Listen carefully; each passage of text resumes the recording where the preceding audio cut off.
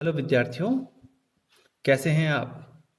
आशा करता हूँ आप सभी अच्छे से होंगे और मन लगा के पढ़ाई कर रहे होंगे। तो कल ही के वीडियो के क्रम में हम आगे बढ़ते हैं। कल हमने सीखा था कि त्रिज्यखंड क्या होता है, वृत्तखंड क्या होता है, लघु त्रिज्यखंड क्या है और दीर्घ त्रिज्यखंड क्या है। तो आज फिर से उसी को आगे बढ़ाते हैं। सबसे पहले देखिए, कल सीखा था किसी वृत्त में उसकी दो त्रिज्याओं और एक चाप से घिरा ये क्षेत्रफल कहलाता है त्रिज्यखंड। ठीक है।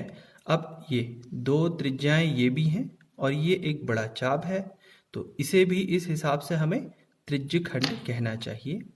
ठीक है। अब क्योंकि ये बड़ा है तो ये बड़ा त्रिज्यखंड और ये छोटा है तो छोटा त्रिज्यखंड। छोटा मतलब कि लघु त्रिज्यखंड। तो ये देखें, ये हमारा लघु त्रिज्यखंड हुआ। ठीक है। और ये हो गया बड़ा त्रिज्यखंड। ठीक, इसे हम ऐसे देख सकते हैं। ये है, ये बड़ा त्रिज्यखंड। देखिए इसमें भी दो त्रिज्याएं हैं और एक बड़ा चाप है, इसीलिए ये बड़ा त्रिज्यखंड हो गया। बड़ा यानी कि दीर्घ त्रिज्यखंड। ठीक है, इसको किनारे कर देते हैं। और ये है हमारा लघु त्रिज्यखंड, ये वाला लघु त्रिज्यखंड। तो आज सबसे पहले हम इसी पर बात करेंगे। ठीक है, कि इसका ये कितनी जगह घेर रहा है। ठीक है, तो आपके सामने देखिए,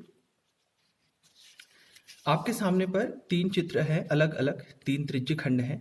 आप सोच के बताएं या देखें क्या अंतर है इनमें। देखिए, ये भी एक त्रिज्यखंड है, ये भी एक त्रिज्यखंड है और यहाँ पर भी आपके सामने एक त्रिज्यखंड है। तो इन तीन तीन त्रिज्यखंडों में क्या अंतर है? तो आप कहेंगे भाई ये छोटा है, ये इससे थोड़ा बड़ा है, ये उससे भी बड़ा है, या कुछ इस तरह से कहेंगे इस त्रिज्यखंड ने कम जगह घेरी हुई है, इसने थोड़ी ज्यादा जगह घेरी हुई है और इसने सबसे ज्यादा जगह घेरी हुई है। विद्यार्थियों, ये तीनों ही वृत्त बराबर त्रिज्या के हैं। मतलब ये इसकी त्रिज्या तीनों बराबर है, यानी कि ये तीनों वृत्त बराबर हैं, सर्वांग सम है। लेकिन फिर भी इनके आकार कम ज्यादा क्यों है? क्या अंतर है या किस वजह से ऐसा हुआ? भाई जब तीनों ही वृत्त बराबर हैं तो त्रिज्याएं तो बराबर ही हुई। यहां पर दो त्रिज्याएं हैं, दोनों की माप बराबर होंगी।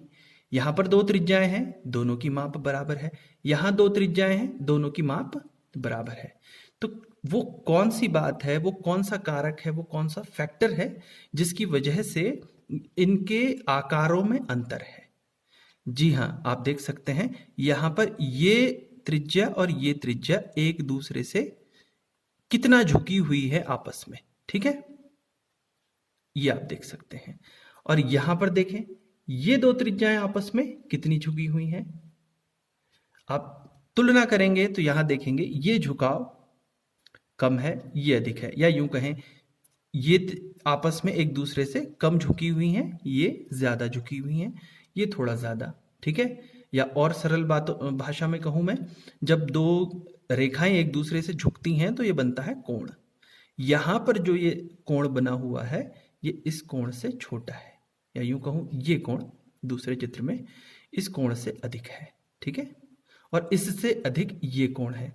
तो यानी कि दो त्रिज्याएं एक दूसरे से कितना झुकी हुई हैं, ये बात तय करेगी कि इन त्रिज्यखंडों का क्षेत्रफल कितना होगा। ठीक है, किसी त्रिज्यखंड का क्षेत्रफल इस बात पर निर्भर करेगा कि वो जो त्रिज्याएं वहां पर हैं वो एक दूसरे से कितना झुकी हुई हैं या कितने अंश के कोण पर है।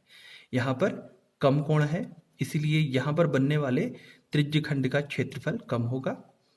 ये कोण अधिक है तो यहां पर बनने वाले त्रिज्यखंड का क्षेत्रफल थोड़ा अधिक होगा।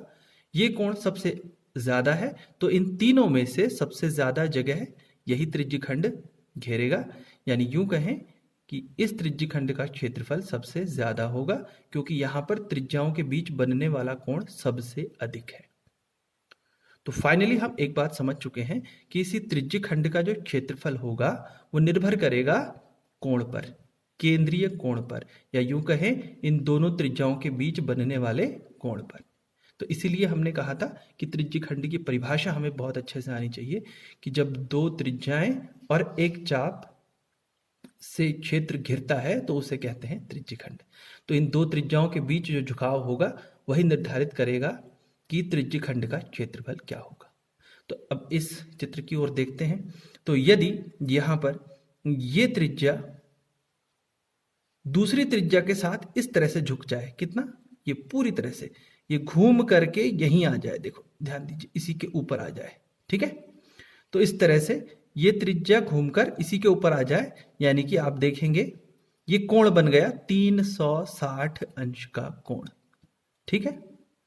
ये जो दो त्रिज्याएं हैं, देखिए यहां से ये इस त्रिज्या से ये त्रिज्या थोड़ी फैल रही है, ये थोड़ी और फैल गई, ये और अधिक, मतलब कोण बढ़ रहा है। तो ये कोण बढ़ाते बढ़ाते बढ़ाते अगर हम इस त्रिज्या को घुमाकर इसी के ऊपर रख देते हैं, यानी कि 360 अंश का कोण बना लेते हैं, तो इस प्रकार हमें क्या मिलेगा, एक पूरा वृत्त बनेगा।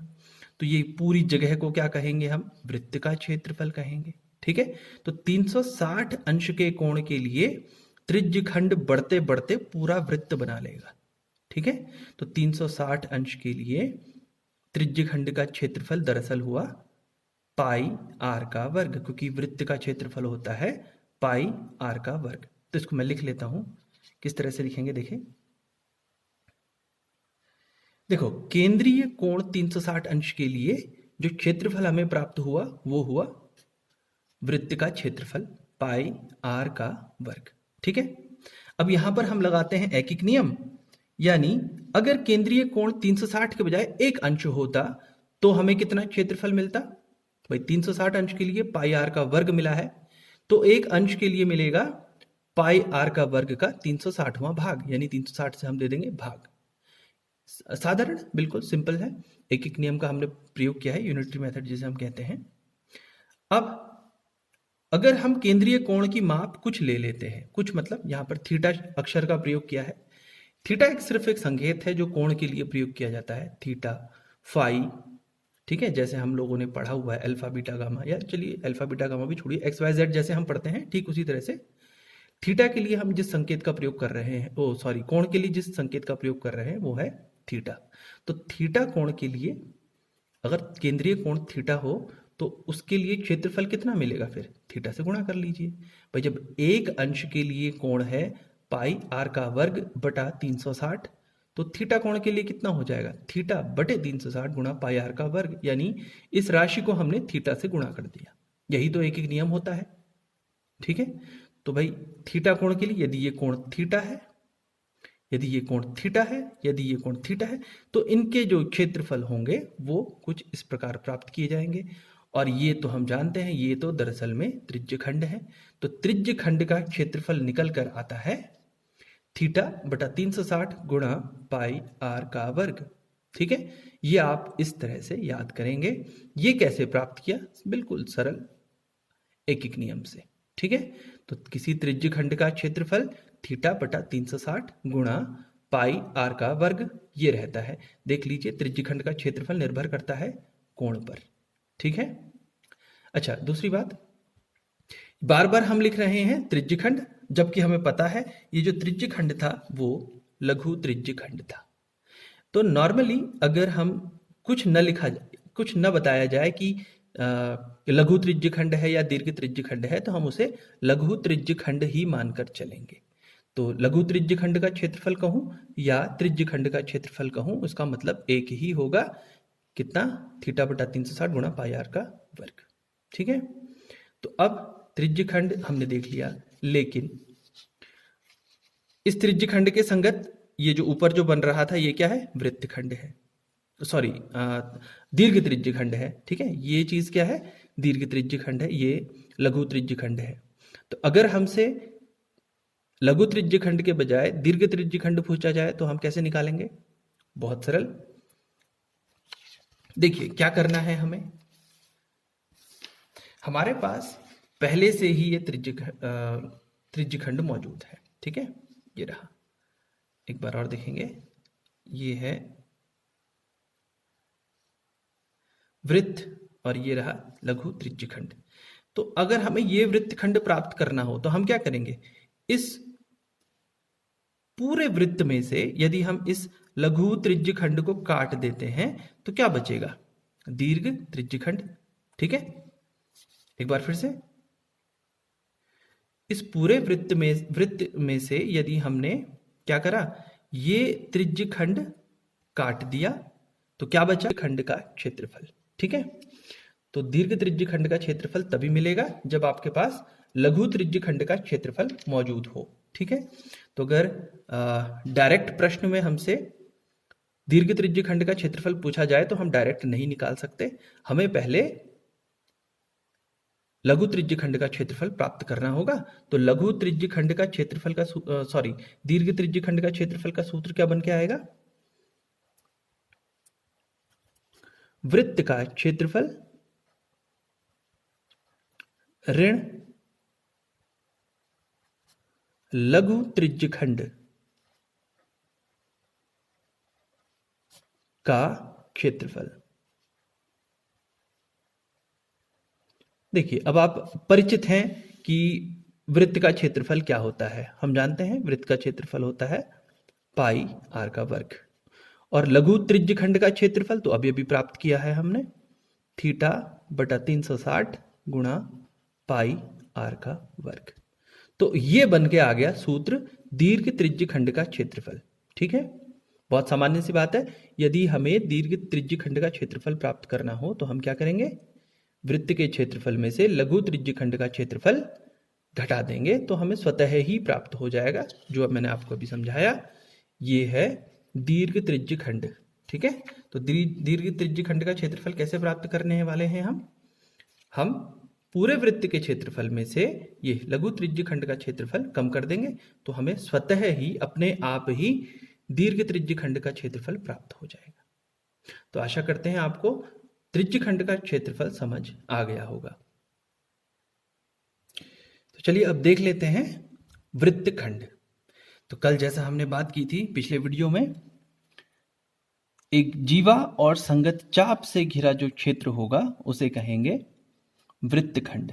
ठीक है, तो छोटा चाप ले लेंगे तो लघु वृत्त खंड हो जाएगा, ये लघु वृत्त खंड हुआ, और यदि बड़ा चाप ले लेंगे तो ये बड़ा वृत्त खंड हो जाएगा, दीर्घ वृत्त खंड हो जाएगा। ठीक है, ये रही बात परिभाषा की। लेकिन अब हम बात करते हैं इसका क्षेत्रफल कैसे प्राप्त करेंगे। ठीक है, तो इसका क्षेत्रफल प्राप्त करने का एक तरीका होगा, देखें, यदि हम यूं कह सकते हैं, वृत्त खंड का क्षेत्रफल अगर प्राप्त करना है तो त्रिज्य खंड का क्षेत्रफल कॉम्प्लीमेंट्री हो गया, उसका पूरक हो गया, बिना उसके हम इसे प्राप्त नहीं कर पाएंगे।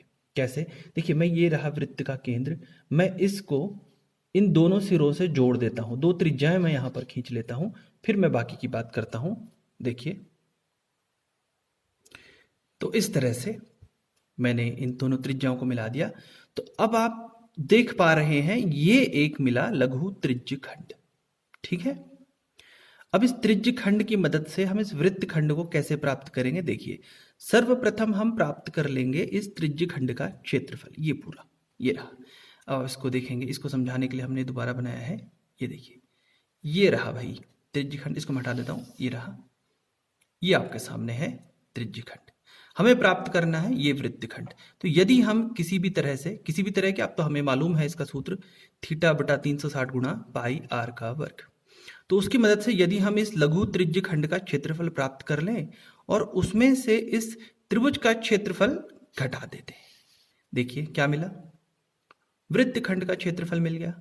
ठीक है, तो बस यही प्रोसेस होगा, हम वृत्त खंड का क्षेत्रफल या लघु वृत्त खंड का क्षेत्रफल कैसे प्राप्त करेंगे, हम दरअसल में सर्वप्रथम ये त्रिज्य खंड का क्षेत्रफल प्राप्त कर लेंगे, ये पूरा त्रिज्य खंड जिसका सूत्र हमने इससे पहले अभी अभी डिस्कस किया, लिखा था, थीटा बटा 360 गुणा पाई आर का वर्ग, और उसमें से इस संगत त्रिभुज का क्षेत्रफल घटा देंगे तो हमें मिल जाएगा वृत्त खंड का क्षेत्रफल। तो चलिए मैं इसका सूत्र आपके सामने लिख देता हूं। तो ये रहा, वृत्त खंड का क्षेत्रफल दरअसल होगा त्रिज्य खंड का क्षेत्रफल ऋण संगत त्रिभुज का क्षेत्रफल। ठीक है, तो त्रिज्य खंड का क्षेत्रफल हम जानते हैं वो होता है थीटा बटा 360 गुणा पाई आर का वर्ग, जहां आर ये त्रिज्या हुई। ठीक है, थीटा इन दो त्रिज्याओं के बीच का बनने वाला कोण, ये रहा थीटा। ठीक है, और ऋण संगत त्रिभुज का क्षेत्रफल। क्षेत्रफल को हम AR संकेत से निरूपित करते हैं, एरिया ऑफ ट्राइएंगल। अब इसका हम कुछ नाम रख लें तो अच्छा रहेगा, और ये हम बाकी सभी प्रश्नों में यूज करते रहेंगे। चलिए इसका नाम रख देते हैं A, इसका नाम रख देते हैं B। तो ये त्रिभुज बन के आ गया AOB। तो एरिया ऑफ ट्राइएंगल AOB। हाँ, ये बात बहुत ज़्यादा मायने नहीं रखती कि आपने इसका नाम क्या रखा है। यदि आप PQ लिख देते हैं तो POQ बन जाएगा, POQ लिख दीजिएगा, ठीक है, इससे फर्क नहीं पड़ता। तो अब ये सरल हो गया। देखिए, थीटा का मान यदि पता है तो आप इसका क्षेत्रफल निकाल सकते हैं, त्रिज्यखंड का क्षेत्रफल, और यदि त्रिभुज का क्षेत्रफल निकाल लेते हैं तो ये घटा के प्राप्त हो जाएगा। तो एक जानकारी मैं आपको देना चाहूंगा, वृत्तखंड का क्षेत्रफल निकालते समय मुश्किल त्रिज्यखंड का क्षेत्रफल निकालना नहीं होता है। मुश्किल होगा आपके लिए ये त्रिभुज का क्षेत्रफल कैसे प्राप्त करेंगे। और याद करिए, आपको त्रिभुज के क्षेत्रफल का कौन सा सूत्र याद है? आपने आज तक कौन त्रिभुज का क्षेत्रफल ज्ञात करने का कौन सा सूत्र सीखा हुआ है, या किस तरह से आप त्रिभुज का क्षेत्रफल निकालते हैं? तो एक तो हम बेसिक क्लासेस से जानते हैं 1/2 आधार गुणा ऊंचाई, उस सूत्र को आप जानते हैं। दूसरा हमने कक्षा 9 में सीखा हुआ है हीरोन का सूत्र। इसके अलावा हमने और कोई सूत्र सीखे नहीं है त्रिभुज का क्षेत्रफल ज्ञात करने के लिए, ठीक है। तो इस प्रश्न में आपके लिए जो टास्क रहेगा, जो चैलेंज रहेगा इन वृत्तखंड वाले प्रश्नों में, वो रहेगा ये कि आप त्रिभुज का क्षेत्रफल कैसे प्राप्त करते हैं, ठीक है। तो इसको मैं आपको समझा देता हूं। 3 अलग अलग कंडीशंस होंगी जिस पर आप इसे अप्लाई कर पाएंगे। इन तीनों कंडीशंस की मदद से देखिए कैसे। तो देखिए मैंने लिख दिया है सॉरी, त्रिभुज AOB यानी संगत त्रिभुज का जो क्षेत्रफल की हम बात कर रहे हैं वो कैसे प्राप्त करेंगे। तो यदि थीटा का मान देखें 90 अंश हो, ये जो थीटा है यहां पर, या यहां पर हमने लिखा हुआ है ये थीटा, यदि 90 अंश होगा तो क्या होगा? तो निश्चित तौर पर ये समकोण त्रिभुज हो जाएगा, है ना। तो ये क्या हो जाएगा? समकोण त्रिभुज। और समकोण त्रिभुज का क्षेत्रफल प्राप्त करने का क्या तरीका है? 1/2 आधार गुणा ऊंचाई। तो उस समय आधार भी ये हो जाएगा और ऊंचाई भी यही हो जाएगी। ये OA उस समय आधार हो जाएगा और OB वहां पर ऊंचाई हो जाएगी। तो उस समय त्रिभुज का क्षेत्रफल हो जाएगा 1/2 आधार गुणा ऊंचाई। इस सूत्र से आप प्राप्त कर सकते हैं। मैं इसको सरल कर देता हूं। आधार कितना हो जाएगा? देखिए OA। ऊंचाई कितनी हो जाएगी? OB, ठीक है। तो हो जाएगा 1/2 OA गुणा ऊंचाई हो जाएगी OB। और ये भी आपको मालूम है OA क्या है? वृत्त की त्रिज्या। OB क्या है? वृत्त की त्रिज्या। तो 1/2 R, और ये भी R की R से गुणा करेंगे तो R का वर्ग। तो ये हो जाएगा उस समय संगत त्रिभुज का क्षेत्रफल। उस समय यदि थीटा 90 होगा उस समय हो जाएगा R का वर्ग बटा 2, या 1/2 R का वर्ग, हाफ ऑफ R स्क्वायर, ठीक है। एक प्रॉब्लम सॉल्व। अगर थीटा 90 हुआ तो कोई परेशानी नहीं आएगी। उस समय आप संगत त्रिभुज का क्षेत्रफल ऐसे प्राप्त कर लेना, ठीक है। लेकिन यदि थीटा 90 न हुआ, उस स्थिति में क्या होगा? चलिए 90 के अलावा 60 अंश, यदि थीटा का मान 60 अंश प्राप्त हो जाए तब क्या करेंगे? तो देखिए इसको मैं आपको समझा देता हूं। यदि किसी केस में ये कोण थीटा 60 हो जाता है, देखिए ये ऑलरेडी OAB जो त्रिभुज है ये समद्विबाहु त्रिभुज है, यानी इसकी ये दो भुजाएं बराबर हैं। तो इसका मतलब होता है कि ये दो कोण भी बराबर हुए, ठीक है। तो ये कोण जितना होगा ये कोण भी उतना ही होगा। चलिए हम थोड़ी देर मान लेते हैं ये कोण का मान है x, और इस कोण का मान भी क्या हो गया फिर x। क्यों? क्योंकि ये दोनों वृत्त की त्रिज्याएं हैं। इस हिसाब से OAB त्रिभुज एक समद्विबाहु त्रिभुज होता है। और समद्विबाहु त्रिभुज में क्या देखा जाता है कि दो कोण भी बराबर होते हैं। दो भुजाएं बराबर होने के साथ साथ दो कोण भी आपस में बराबर होते हैं। तो एक समद्विबाहु त्रिभुज के भीतर ये x और एक कोण है थीटा। अब मैंने कहा आपसे कि यदि थीटा 60 अंश हो तो, अच्छा इसकी थोड़ी बहुत कैलकुलेशंस हैं वो मैं यहां पे कर देता हूं आपके सामने। तो समद्विबाहु त्रिभुज, समद्विबाहु त्रिभुज ओ ए बी में क्या होगा? इस त्रिभुज में हम देख सकते हैं यदि x धन 60, त्रिभुज कोण योग नियम कहता है कि त्रिभुज के तीनों अंतः कोणों को जोड़कर 180 अंश प्राप्त होता है। तो x में x जोड़कर मिला 2x धन 60 बराबर 180। इस हिसाब से 2x का मान हो गया 180 ऋण 60, ये बन गया 120। तो देखिए x कितना बन गया 120 बटा 2 यानी कि 60 अंश। है ना मजे की बात? तो यदि थीटा 60 होगा इसका मतलब हुआ इस त्रिभुज का प्रत्येक कोण 60 अंश होगा। ठीक है, ये भी 60, ये भी 60, ये भी 60, यानी कि ये तीनों कोण हो गए बराबर। ऐसा त्रिभुज जिसमें तीनों कोण बराबर होते हैं उसे कहते हैं समबाहु त्रिभुज, इक्विलैटरल ट्रायंगल। ठीक है, तो समबाहु त्रिभुज के क्षेत्रफल का सूत्र तो हम जानते हैं, वो होता है वर्गमूल 3/4 भुजा का वर्ग। ठीक है, तो वर्गमूल 3/4 भुजा क्या है इसकी? r, ये भी r। तो अगर हमने कैलकुलेट करके देख लिया है ये भी r ही प्राप्त होगा। ठीक है, ये कब होगा? यदि थीटा 60 अंश हो उस समय ये कंडीशंस बन के आएंगी। तो ये बन गया r का वर्ग। देखिए, यदि थीटा 90 है तो आप इस सूत्र से त्रिभुज का क्षेत्रफल प्राप्त करेंगे, संगत त्रिभुज का। और अगर थीटा 60 हुआ तो उस समय आप त्रिभुज का क्षेत्रफल ये ले लेंगे। ठीक है, वर्गमूल 3/4 r का वर्ग। और जब थीटा 90 था तो 1/2 r का वर्ग। ठीक, तो ये दो प्रॉब्लम्स आपके सामने सॉल्व हो जाती हैं। अब प्रॉब्लम आती है अगर थीटा न 90 हो न 60 हो, उस समय क्या करेंगे? तो ऐसा करते हैं, उस केस के लिए यदि थीटा 90 और 60 के अलग कुछ हो तो वो थोड़ा सा लेंथी हो जाएगा और वीडियो की लेंथ बढ़ चुकी है, तो मैं उसको तीसरे पार्ट में से कवर करता हूं और ये क्लियर कर दूंगा कि यदि थीटा 90 और 60 के अलावा कुछ हो तो संगत त्रिभुज का क्षेत्रफल कैसे प्राप्त करेंगे। ठीक है, तो आशा करते हैं जितनी बातें आज बताई हैं त्रिज्यखंड का क्षेत्रफल और वृत्तखंड के क्षेत्रफल के संबंध में वो आपको समझ आई होंगी। यदि किसी भी तरह की कोई क्वेरी होती है या कोई प्रॉब्लम होती है तो आप कमेंट कर सकते हैं, मुझसे संपर्क कर सकते हैं। तो इसके तीसरे भाग में हम जल्द ही मिलते हैं। Thank you.